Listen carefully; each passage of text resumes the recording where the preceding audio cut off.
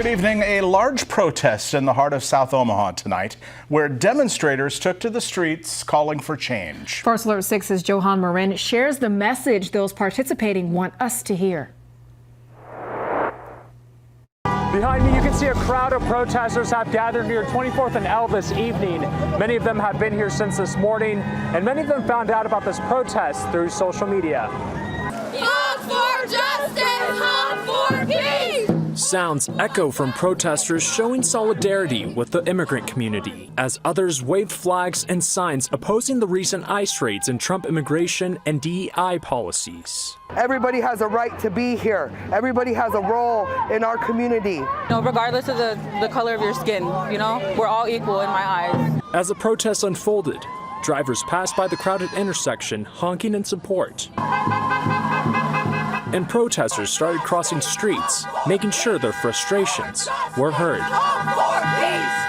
Signs read, "Hate won't make us great." I think it's important that we stand up for our family and our friends and the people that we know and the community that we live in against all the injustices. And don't bite the hands that feed you.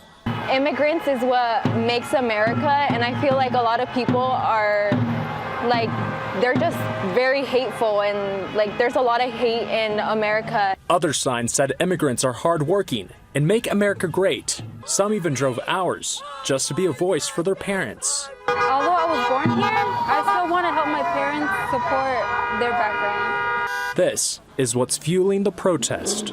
My parents came here as immigrants, and they came here to give us a better future. I think it's time for us to start speaking out and for us to start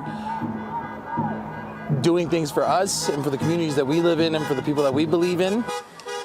People are also handing out Know Your Rights information, which basically tells people what to do if an ICE agent were to show up to their home or business.